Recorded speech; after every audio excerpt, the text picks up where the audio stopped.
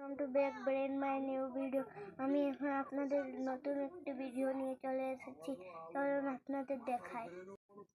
এই জন্য তুমি এটা বুঝতেছো না। আমি কারে মূর্খ বলতেছেন টাকা? আমার মায়ের, আমার মা ক্লাস 5 পর্যন্ত পড়লেও সে জানে টাকা চাইতে লেখাপড়া করলো।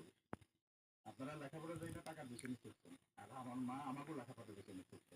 এই টাকা আপনারা এখান থেকে চলে যান। তুই কেন ওনাদের সাথে অসম্মান করে কথা বলতেছিস? তোর না করছি মুরব্বীদের লগে এরকম করে কথা কবি না। যা কর আমি করবো, মনে রাখিস। উনি হলো তোর বাজারের বড় ভাই। ভাই, আমি অনুরোধ করতেছি আপনারা চেয়ারগুলো লয়ে এখন চলে যান। যাইতেছে শরীফা আকাশে দেখলাম যে বাজারের দিকে গেল। ও আইলে ওরে আমার কুসুমের বিষয়টা একটু বুঝাই বললো। বলল যে এই শরীফ বাজারের সাথে আমরা কুসুমের বিয়েটা দিতেছি। আচ্ছা ঠিক আছে, কমো না, আমি যান। এই চেয়ার একটা চেয়ার কি রেখে না না চলো আয়। ভাই যান, ভাই কিন্তু কুসুম আপনার ব্যাপারটা বুঝবেন বুঝবো কেন না? হ্যাঁ, 2 দিন আগেই ধমকায় গেল শহীদ যেন কুসুমের লকতা না। এখন অনেক মেয়ের রাত মেয়ে বোমা। আর ওই আমি একটু সার্কুলার কথা করে আসি। হ্যাঁ যা আবার যান, পায়ে হাত দিয়ে কিন্তু সালাম করবি। আচ্ছা ঠিক আছে। আচ্ছা যাও।